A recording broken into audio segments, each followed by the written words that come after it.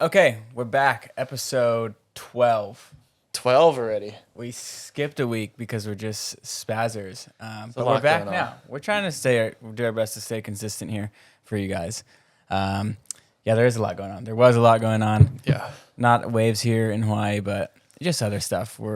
Have these lives that are off camera and Busy.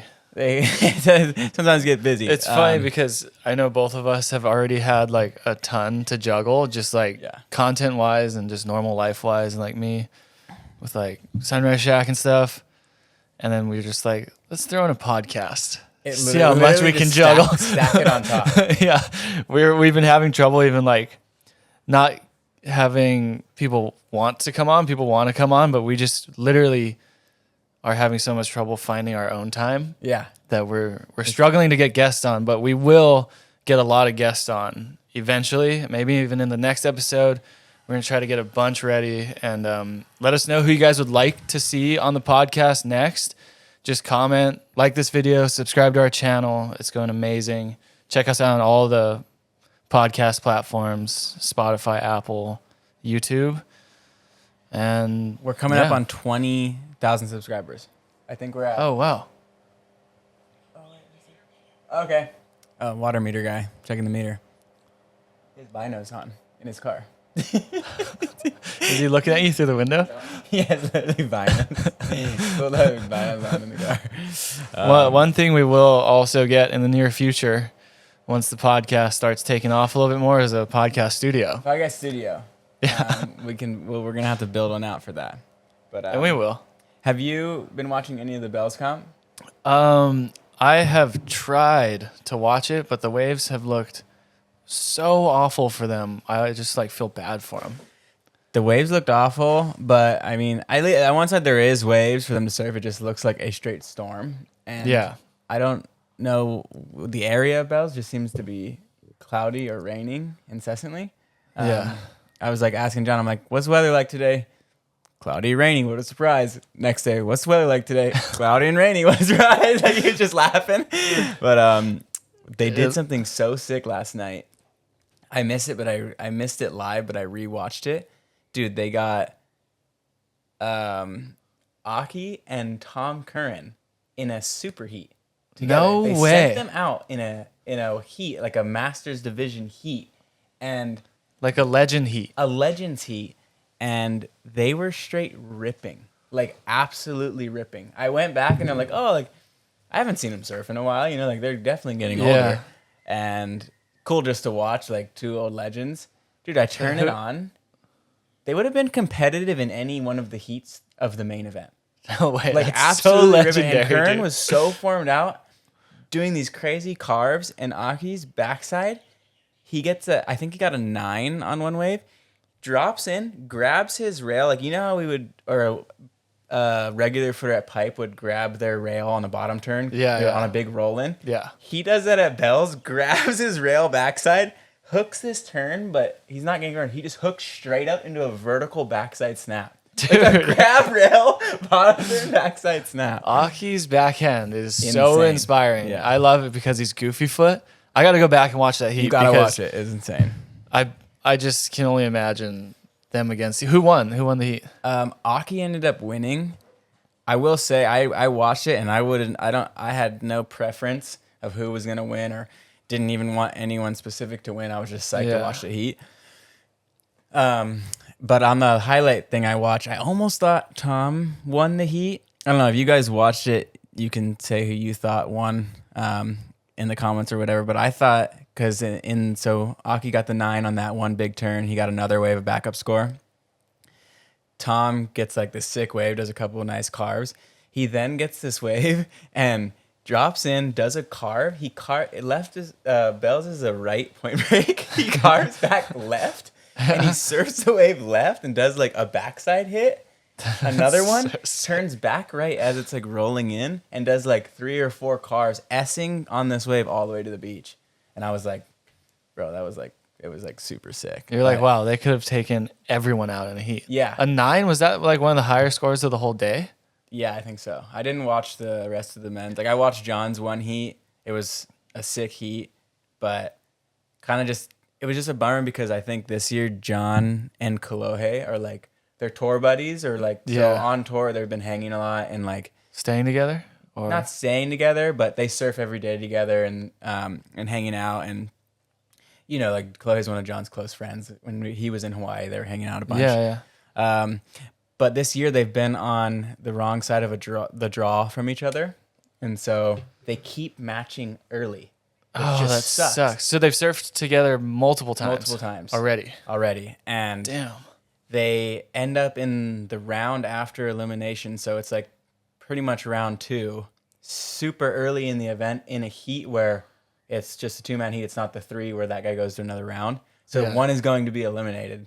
And I'm like, Damn. that's like, that just sucks because you have to surf against your friend and one of you is going to get kicked out of the event and the other guy's going to go. Like, whereas if you're on the complete opposite side of the draw, you never match, or the same side, you never match until the final. Yeah.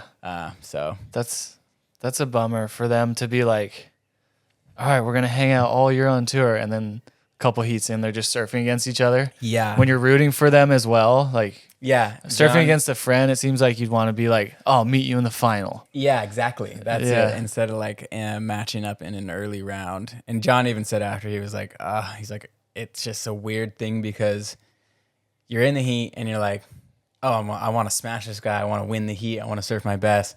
He's like, but in that situation, you're like, oh fuck, like I want to serve my best, and of course I want to have a good heat with my friend, like an epic battle, but one of us is gonna lose early in the event, which is it just sucks, and especially this event was because Kolohe was on the cut, so that heat was kind of a. Explain the cut, because I honestly don't really know. Do you know about it? I know a little bit about it, and so They cut half the people, and then there's a final at. Yeah. Trestles? So halfway through the year, they cut half of the field. And then, like, I think the idea was behind it that they continue the back half of the year with what they would think is like the guys that were surfing best that year. And so it creates only super heats, Okay. Because all of a sudden you have yeah. all these top guys in Yeah. a draw that's only top guys. Yeah. Like, and they're all, the events get more exciting to watch was the goal, I think. Because then you get more big name matchups.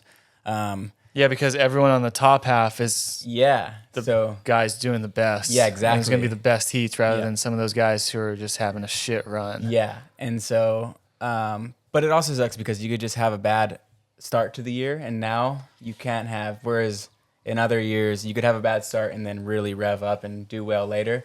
Now, if you have a bad start, you are off the tour. Yeah. And you aren't just off the tour, like you're off to go back. You have to go back to the Challenger Series. Oh, no, wait. The You have half to of the field, it goes go- back to the Challenger? Requalify.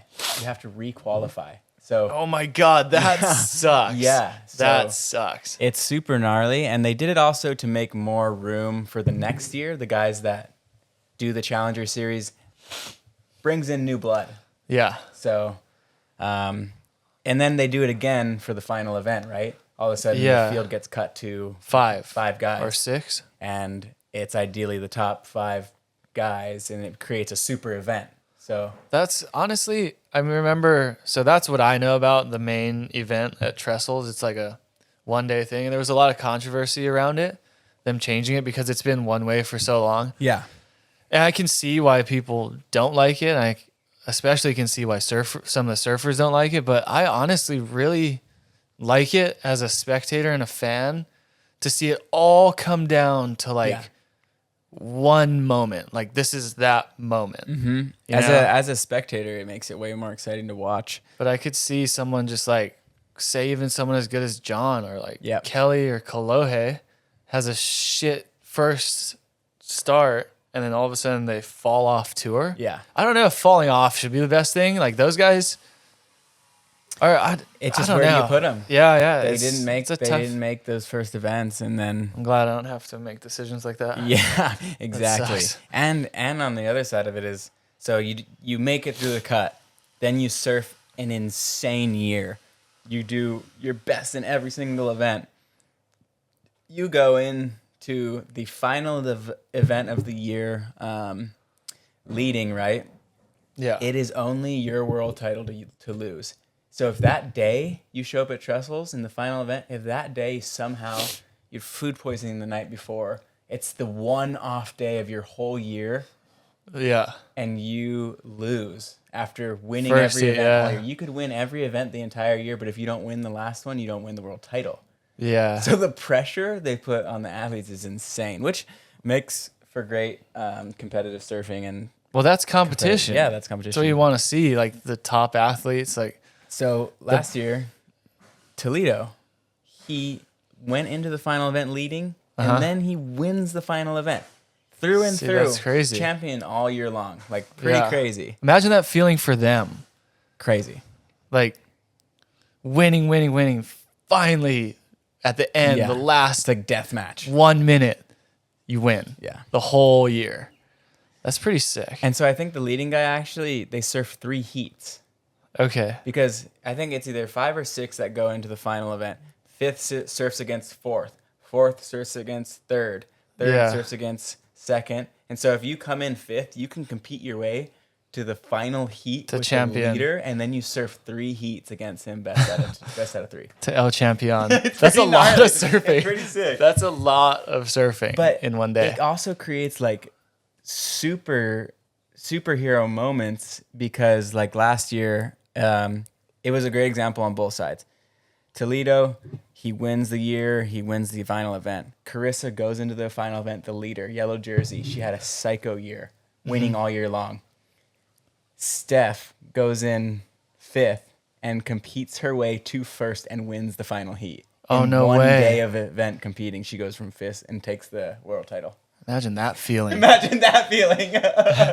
You surf Dude. 6 heats and then the 3 or 5 heats and then the 3 at the end and you win. You win everything. That's so sick. Dude, you're like a competitive surfing encyclopedia. I don't know anything about competitive surfing at all. I didn't watch. I tried to turn on the Bells contest and I was like, God, I can't watch it. It just sucks. Yeah. The waves are so bad. I want to see these guys surfing good waves. Nothing against the surfers. It's just Yeah. bad timing Yeah. and bad Yeah. weather. But you're like, this happened, this I happened, this know, happened. I'm like, I where do you keep find in the time? Where do you even know about the women's heats from last year? ADHD is a hell of a drug. Yeah, more coffee. Yeah. It helps with it. So I saw, we're always reading through you guys' comments, and I saw a few things that were brought up. One is, how do we deal with the power of the sun? And like, what are steps we take to minimize the amount of sun damage we get? You stare into it. Absorb sunlight in the Right? morning. That's how you get all your vitamins. They call it sunning. Sun worshipping. So, What? I don't know. I mean, I would say like you are an expert. You're think- covered at all yeah, times. Yeah, and I am good on this subject because I'm super sun sensitive, and some of you out there probably, hey, I don't get that affected from the sun. I don't feel too bad after a big day in the sun. Me, like it's In like other words, he's saying he's pale. yeah, I have a very pale skin, and it's a death sentence for me. Like my skin, so it's weird. Both of my brothers, they tan, right? They'll get a sunburn, their skin will peel, and then they'll get tan, more like a darker shade. Me, I've never been able to tan. I only got freckles, so it was Yeah. like you could just tell some people their genetics. They have immediate sun damage on the skin. Like my whole back is covered in sunspots and freckles from just a childhood of being in the sun. Whereas my brothers, their skin looks like normal skin, like normal tan Yeah, skin. they tan. I even get super tan. Ivan can get super dark. Like And I can get tan. It's weird that your brothers can, but you don't. Yeah, Because I've seen you sit in the sun for literally 15 minutes, Yeah. 20 minutes, and later that day you're red, destroy, like sunburn. totally. Like holy shit. So All right. it's super sun. It's reactivity to the sun. I'm not blessed with genes to be in the sun, and I'm in a career where all we are is in the sun. And so steps I would take if you are sensitive to the sun is you get yourself a hooded rash guard. Those have been game changing for me and my brothers, especially if you're in tropical locations. When I was in colder weather, I didn't really have a problem with the sun. It felt like it just wasn't as intense as places like Indo or Mexico or Hawaii, Yeah. where the sun seems to cause a lot more damage more quickly. Except in Australia, it's pretty strong. But I would suggest Oz you guys, is- yeah, there's something up over there. The sun's really strong. Hooded rash guard. I wear sunscreen, and the type of sunscreen I wear is like the stick, the like zinc stick. I use a brand called Protect, but you guys could use whatever you would like as a stick form. And I cake it on. I cover my face, and I try to get my backs of my ears and the backs of my neck. But that's just as far as sunscreen. You can only do so much on that part. The main part is like limiting your exposure a ton. So during pipe winters, I start wearing long sleeve spring suits instead of short sleeve spring suits. And just that covering of the forearm goes so far with even extending your endurance in the session. And so like protecting yourself, hiding yourself from the sun is going to extend your surf sessions as well because of the beating you take. Like people, so any other sport, dude, think of our sessions surfing big waves or surfing where the waves are really good. We don't go in. Yeah. Any other sport, ultra marathon runners, everything, they have water with them or they have water breaks or they stop. We go 4 to 5 hour session, paddling nonstop, getting work nonstop, and no water, no food that entire time. And so, I mean, maybe it's training us to have some sort of weird endurance to the physical, like the elements. But endurance while being dehydrated. Yeah, exactly. Because you're in the water, but you're still sweating. And so on top of it, you're sweating and you're pissing constantly. Yeah. If you guys get in the shower or you jump in a pool, like, or you jump in the ocean, your first thing your body does for whatever reason is just release pee. And so 5 hour session, you pee 100 times. You're just draining the water. Like it's the worst thing. And then you add sun exposure on top of that. Yeah. So this was really interesting because I trained right after the injury. I trained constantly, did horrible workouts, would feel like tired after, exhausted. But when I started surfing again, I forgotten what the poison of the sun feels like. Yeah. Dude, I would surf 3 hours and feel, instead of like that, like, oh, exhausted, good feeling, I would feel like sick from sunlight.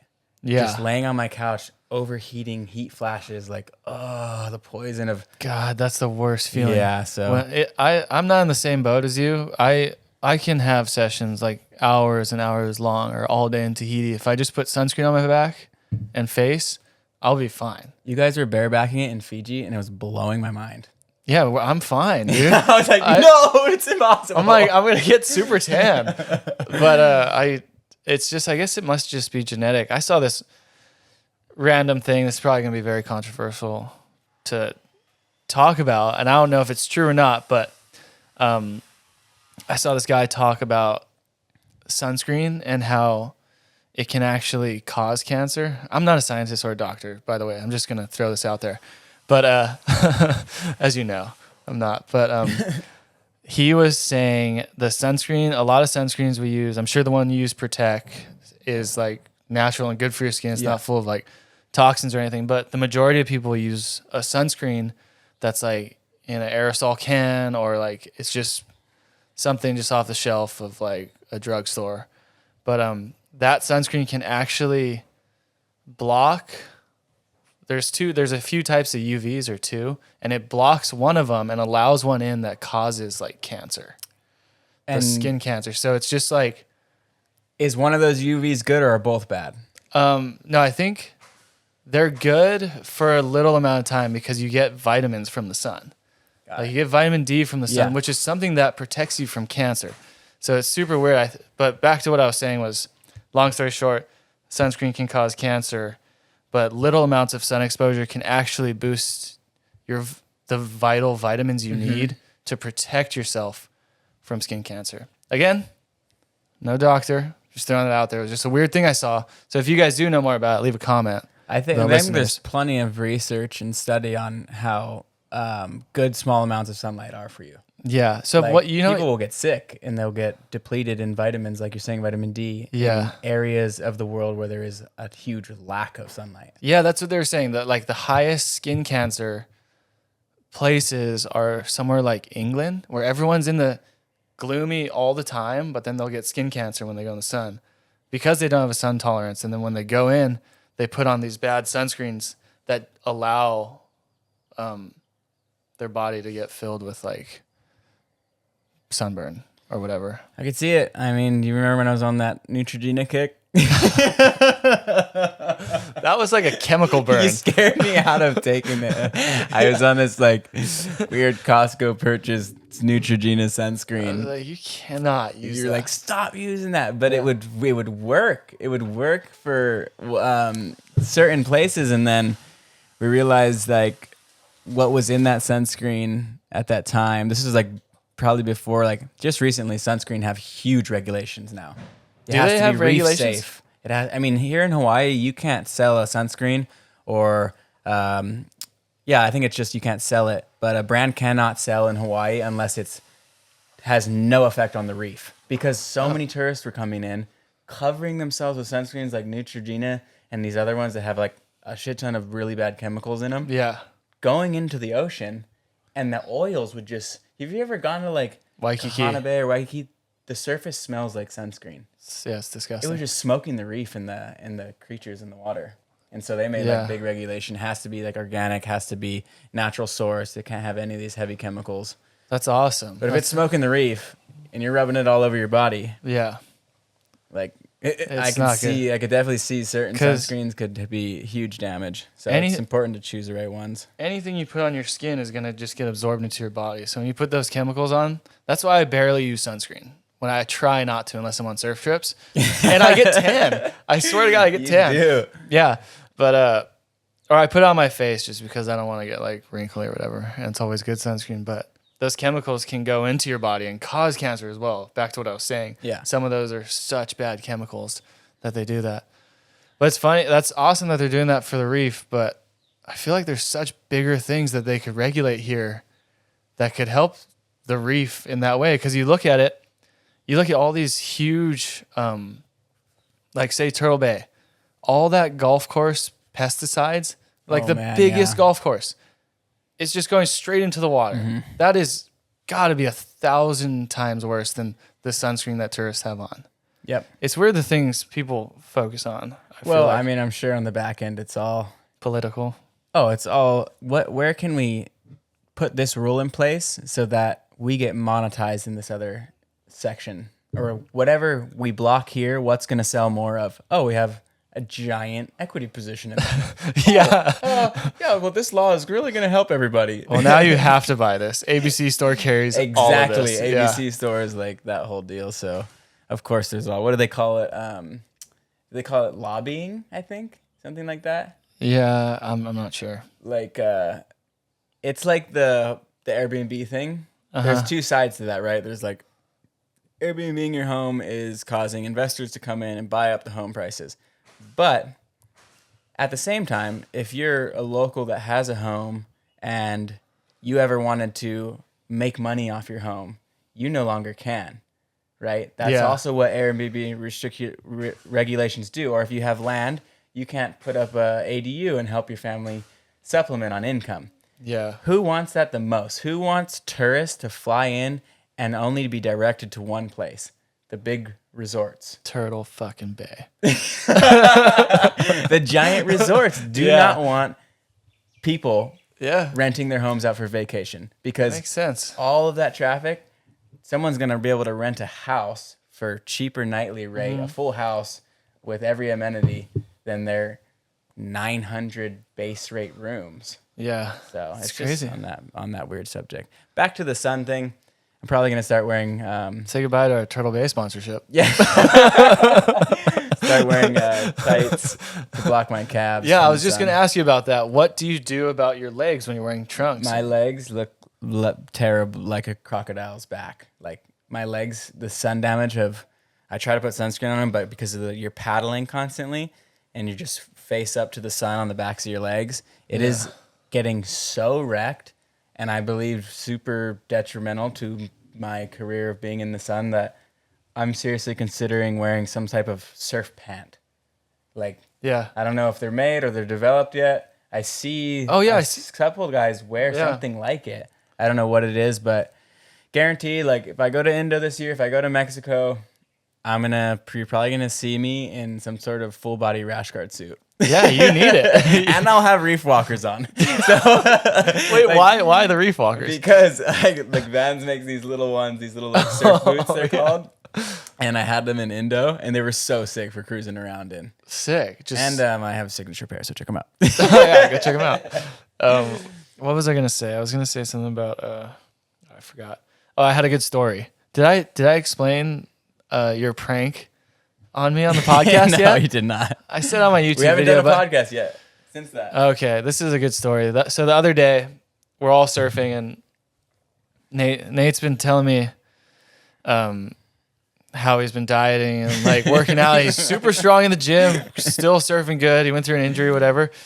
And we just got him from surfing. I was kind of teasing him about being a little chunky. I took my rash guard off, and it was just glowing white, pale, chubby belly. It was just blinding. I could not help but tease him a little bit about being chubby and super pale.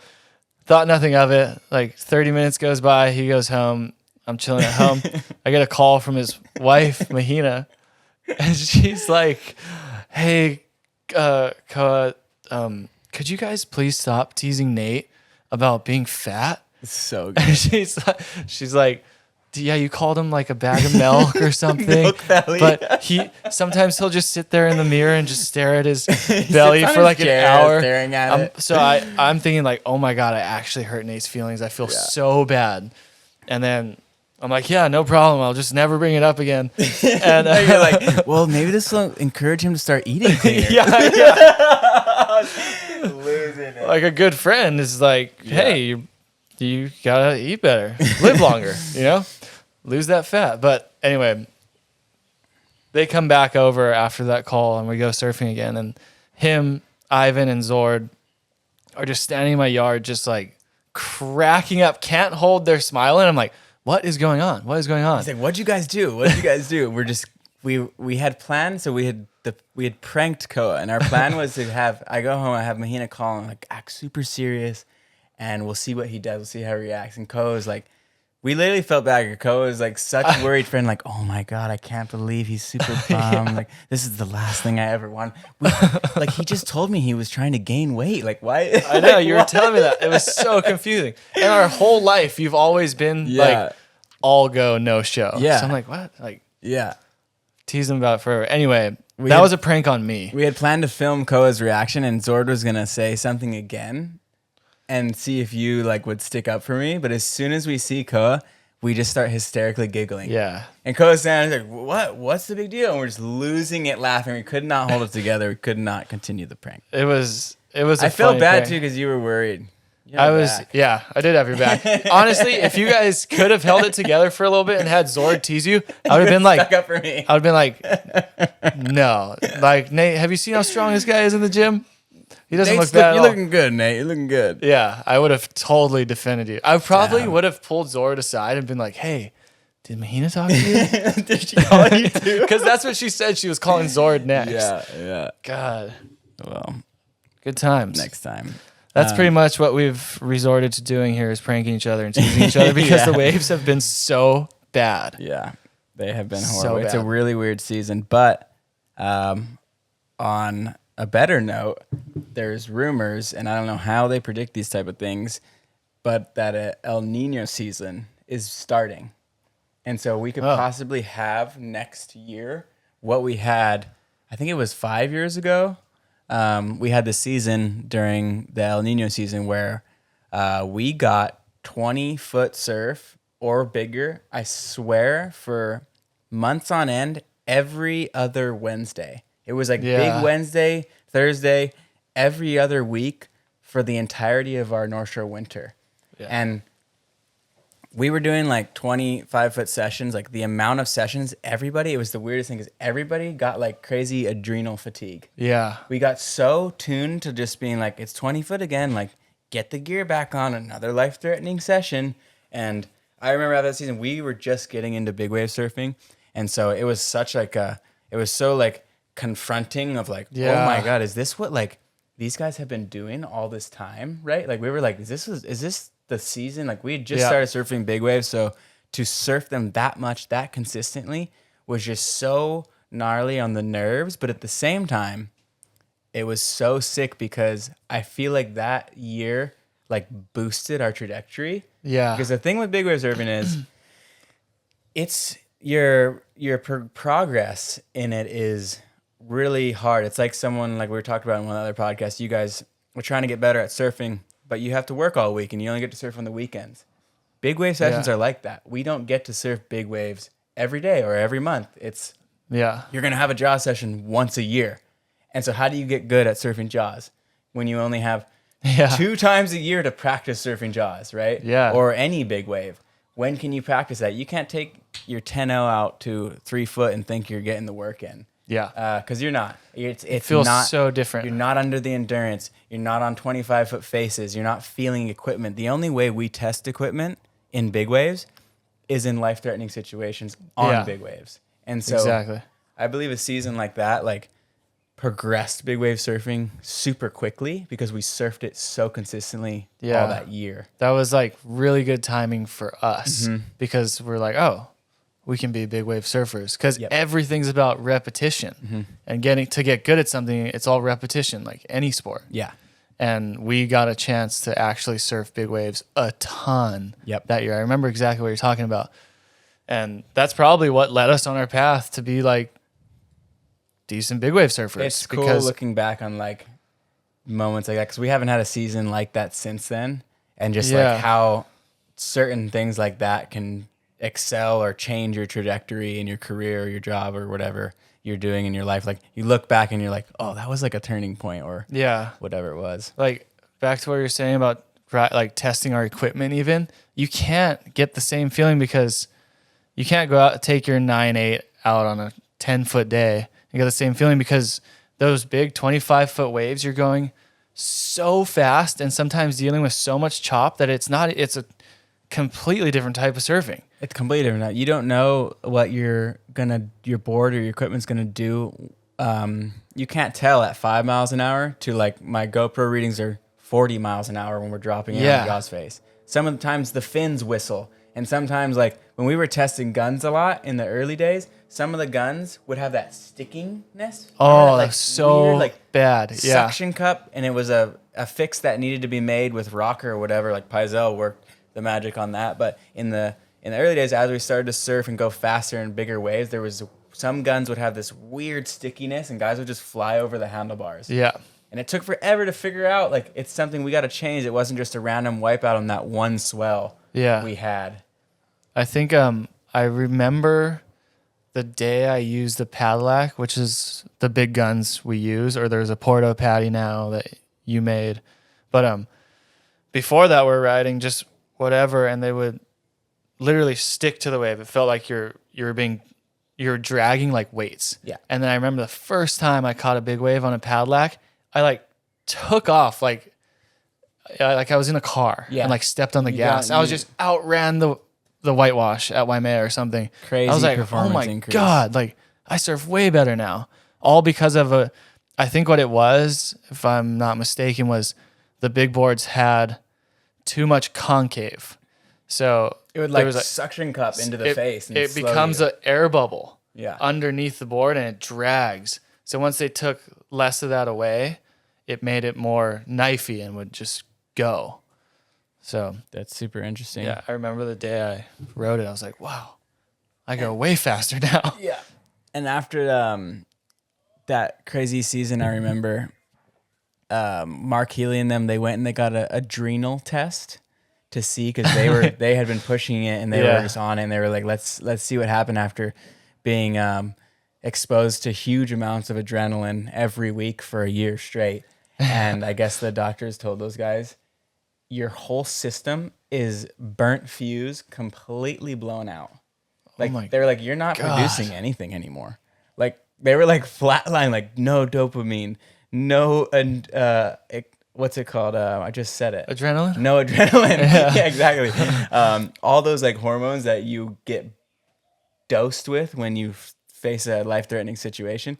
By the end, they had been so in so many of those situations that their adrenal glands and everything was just flatlined, Did not that, producing anymore. so that can heal though, correct? Yeah, it Or, can heal. It just takes time. Adrenal fatigue, they call it.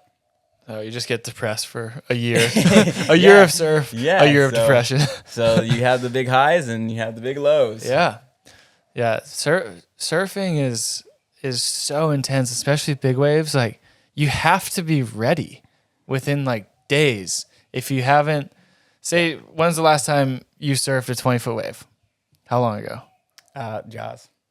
And that was how many, like months ago? Months ago. It was like 3 months ago. And like, what if a massive chopes or cloud break swell comes right now? You'd have to just be ready Yeah. for the gnarliest day ever Yeah. after not practicing for months. Yeah, that's such an interesting thing to think about because you're not like training up and the goal is in sight and you have it like there it is 3 months out, I'm gonna go and do it. Yeah, like It's the world title stuff we're talking about. Yeah, it's like, oh, actually you have to leave tomorrow on a plane flight. Yeah. And in 3 days Chopes is gonna be 25 foot and you could die. So Yeah. you better pack your stuff up. That dude, That anxiety is the worst ever. it's so crazy because we never get like, oh, let's just go for 2 weeks, get acclimated, Yeah. get used to the time zone, get used to the food, or like whatever. Like have time to like maybe feel shitty for a few days. It's always like have to leave now or you're gonna miss the swell, and when you land, you're surfing. Yeah. And hopefully you get a night to rest, and hopefully you can get to sleep. Yeah, Because hopefully, a like, lot of times Good luck. you're in a different time zone. You're already having a hard time going to bed. And then on top of that, the next day is life-threatening waves. So your mind is just racing. It'd be good to know how to turn that off, because that's the biggest, like, I'd say problem for me is getting somewhere and then not being able to be 100% the day of and just having to push through. Yeah. I think it's all part of it. I think you kind of, it's not, you might not be performing, like, you might not be 100% all cylinders, like, ready to go. Yeah. But adrenaline's going to carry you to that 100%. And I also think you need it, in my opinion, to mentally wrap your head around being ready to die the next day. Like, Yeah. you need that anxiety build up. For me, it gets to the point where I'm like, let's get this over with. Yeah, please. I want to be on the other side of this Yeah. all day. Screw sleep. I want it now. Like, Yeah. let me do the session now and get on the other side of it, you know? Exactly. And so you need that build up to make you feel that way. And then feeling that way and all the anxiety and the rush and everything to getting a really good wave makes it that huge dopamine release after Yeah. that big old hit. Big Chase rip the of dragon. dopamine. And then you take out the trash, remember, like you were saying? Yeah. Big night after. So 2 shitty nights of sleep. And then you Yeah. can sleep when you die. Yeah. And enjoy that hangover with all your dopamine blown out. Oh, those are the worst. And then you got to travel back. We never stay anywhere for too long. Hungover on a flight has to be one of the worst things I've ever gone through. I've Like thought deathly hungover, getting on a plane with a bunch of people you don't know. death Never is on the sat doorstep. next to your friends for some reason. What is that feeling like for you? Getting on a flight, deathly hungover. Death is on the doorstep. I put You're my like- headphones on and I'm like, I'm not waking up from this one. Do I just open the emergency exit and just end need to it get all? I need fresh air. We have a few more questions I have on my notes, but one was about paddling. Okay, so this is just kind of the same thing. How long can you surf for nonstop, and how long can you paddle for nonstop? Like, they're interested, I think, in The what is endurance. our surf endurance really like? Can we put a time on it? Like, what at what point do we say, hey, I'm screwed, my body's done, I have to go in? Let's use an example of the waves are as good as it gets. Pumping. You start in the morning. I have a good example. Our last trip to Mexico. Do you remember that? It wasn't life-threatening waves. It was just really fun 5 to 6 foot surf. Dude, we didn't stop paddling all day for, I think, 6 days straight. Yeah. And we still could have gone and paddled. Yeah. So I think there's really no end to our endurance because there was current all day, every day. And we would surf for 3 hours, come in, drink some water, eat a mango. Yeah. Go back out for 3 hours and do it all day. I think going like that in that kind of example where you're talking about a surf trip, you will eventually get surfed out, but we could probably surf, maybe putting 7-hour surf days in for a week on end, maybe 5-6 days of every day before you are so uncomfortable in your own skin. You're so burnt and dehydrated and worn out that you, even if the waves are good, you no longer want it.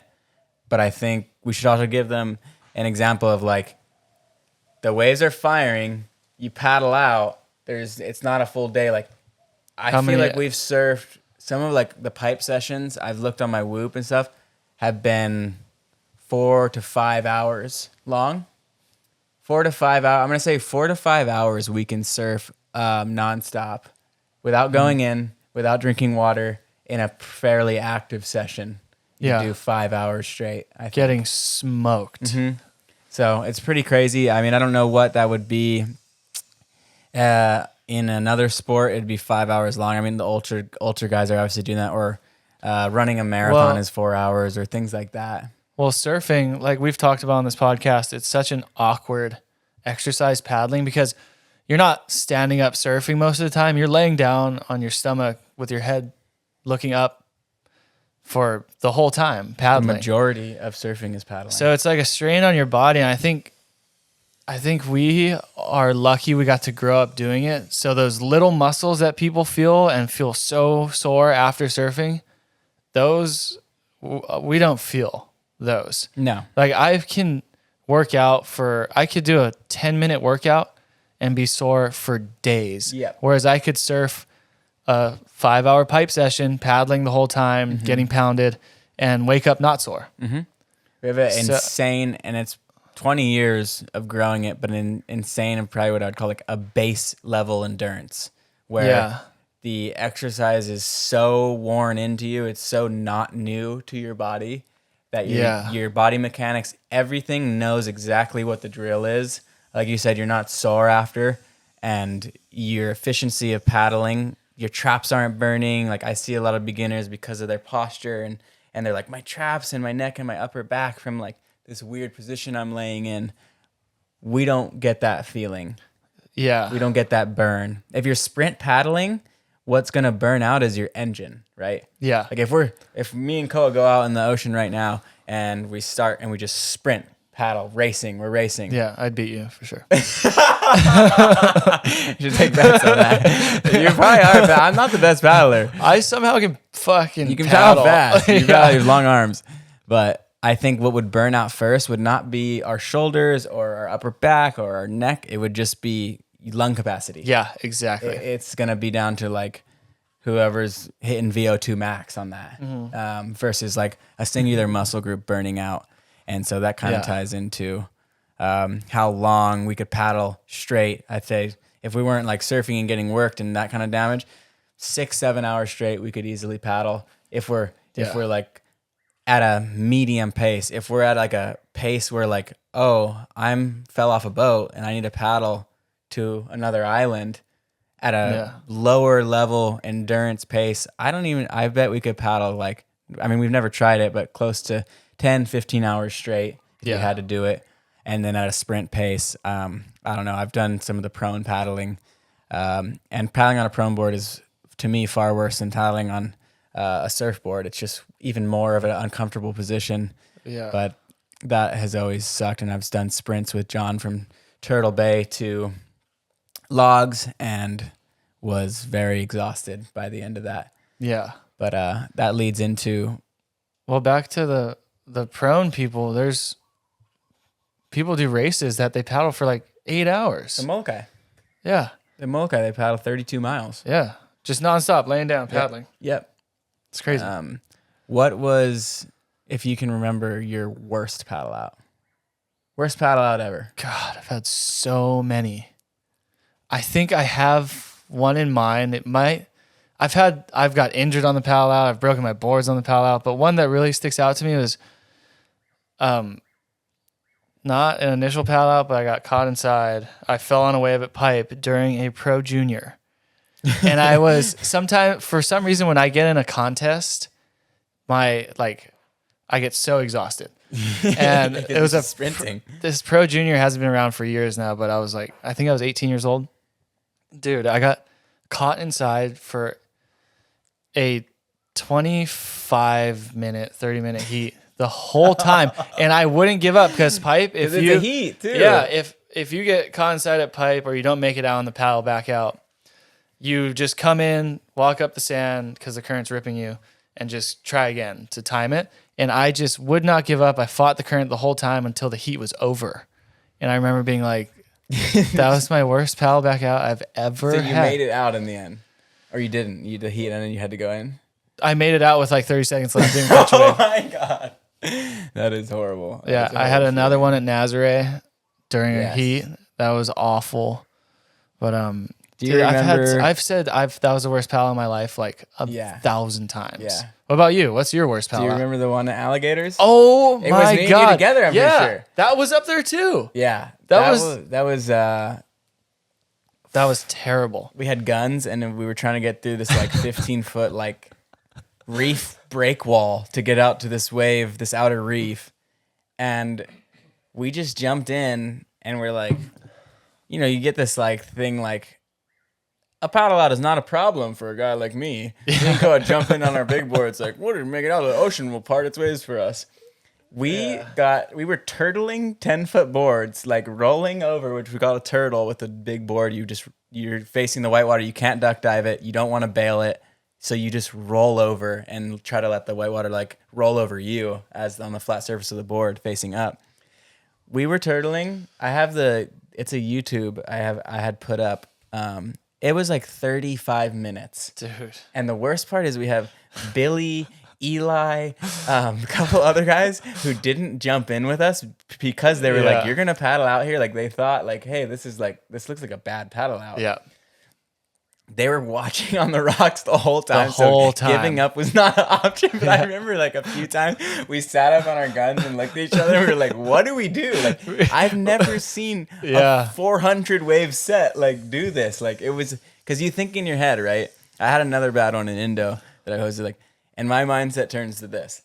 I'm like paddling, I'm getting caught inside, I'm counting, I'm like, I'm on 20th duck dive, right? Yeah. And I'm like, it is impossible. There is an end to the set. There has to be a lull. It is an impossibility of physics that Yeah. there will not be a lull. I've never in my 25 years of surfing seen a set that never ends. Yeah. And I start having these thoughts in my head, and so we don't Yeah. give up. But what happens is you end up doing something like that, like where you 35 minutes straight, which doesn't sound like a long time in scheme things, but try catching 35 minutes of 10-foot whitewaters on your head in a paddle out with a gun, and every time you bail, you have to whip the gun back around, Oh, paddle, God. dive off, reel in your 12-foot leash, whip the gun around, and do this for like 100 waves. It was Yeah. And you can't give up because you're like, if I give up, I'm going to be 10 feet back and I'm going to get caught by the next set. Yep. If I give up. Yeah. And the worst thing about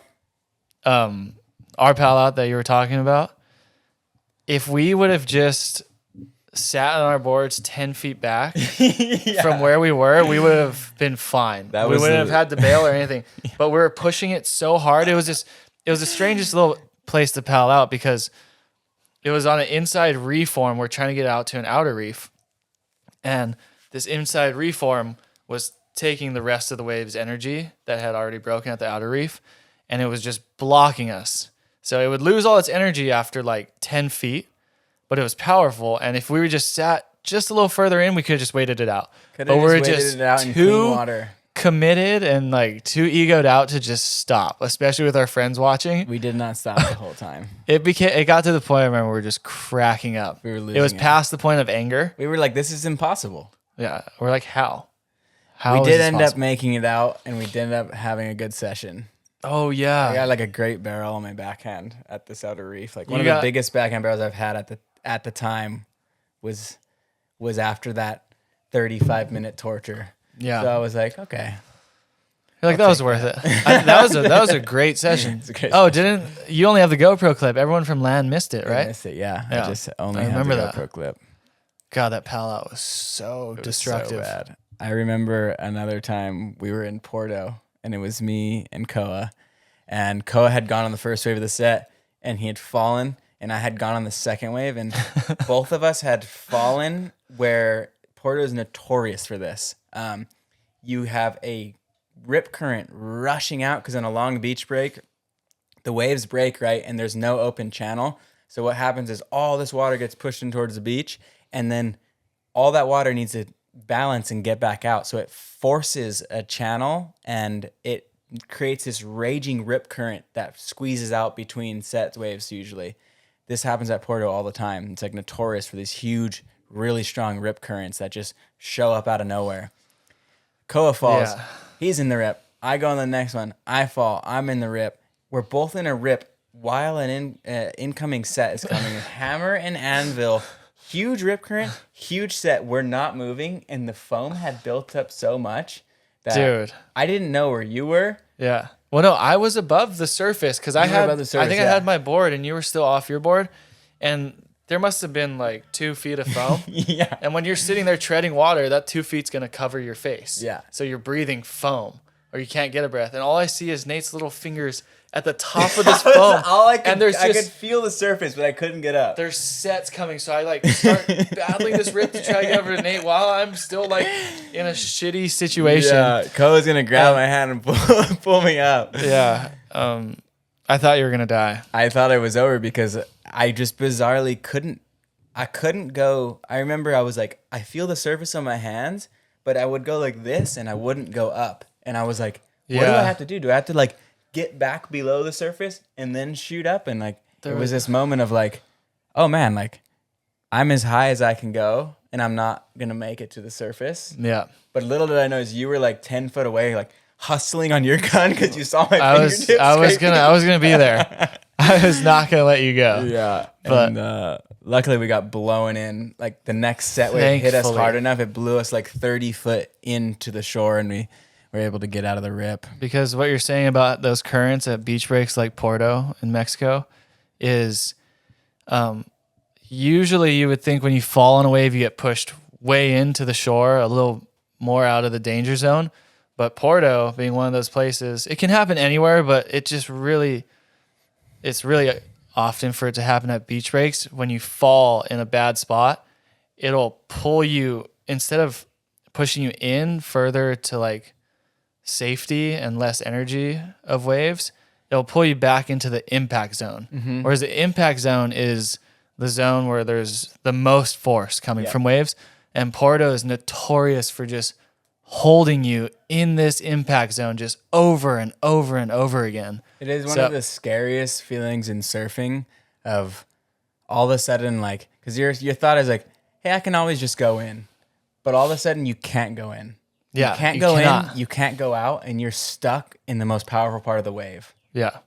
And if you lose your board or something, or you've pulled your leash, you're just like, oh God. It's a death trap. People have died in it. Yeah, it takes lives for sure.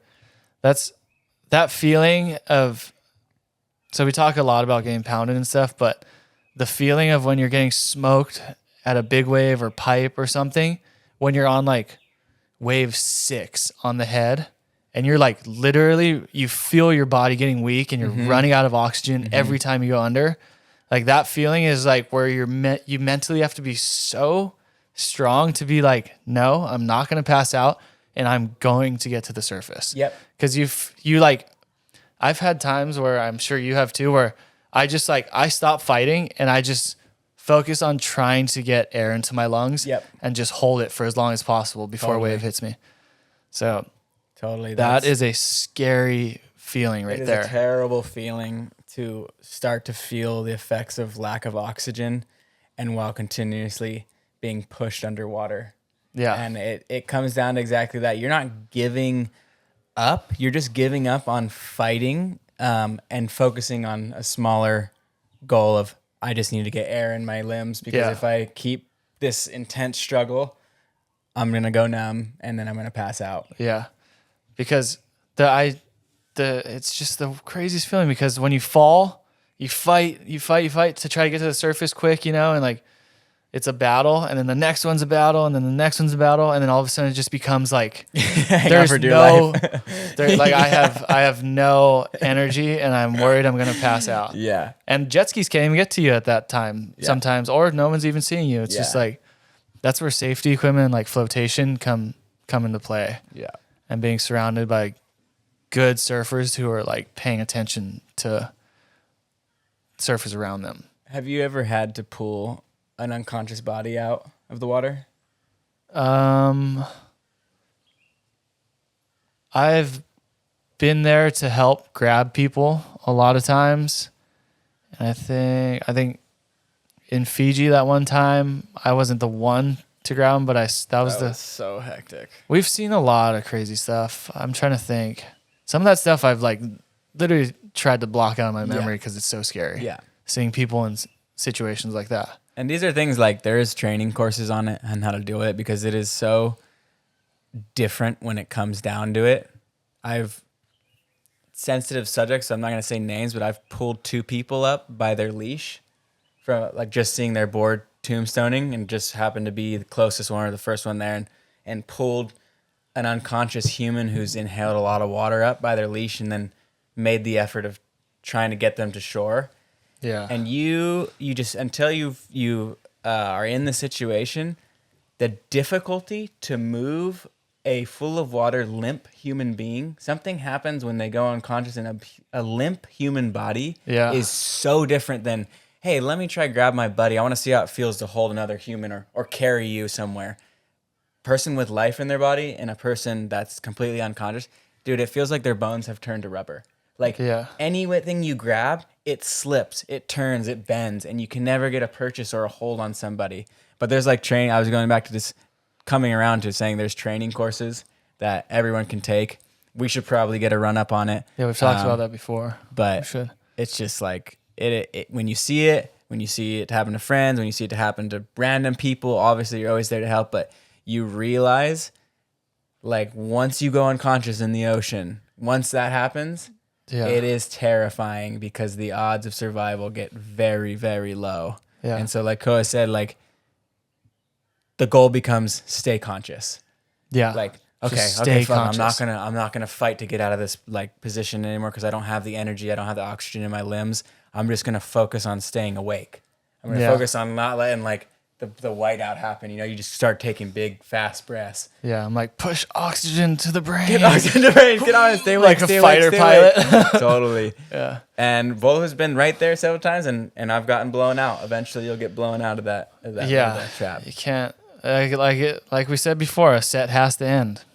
It has to end at some point. Hopefully soon. You never know when, but it will. There has to be a lull. Yeah. Damn. Well, scary shit. Yeah. On that positive note, we'll leave you with that. We'll leave you with there. If you guys have any crazy stories, put them in the comments. It's always interesting to hear, and you can always learn from someone else's story like that. So, thanks for watching. Like, subscribe. Podcast back on. Our consistency is a little off, but we're here to stay, and we're gonna keep it rolling. We'll get into a flow for sure. Leave a comment again of who you guys would like to see on the podcast, questions, and we'll make it happen. Signing off. That's it. All right.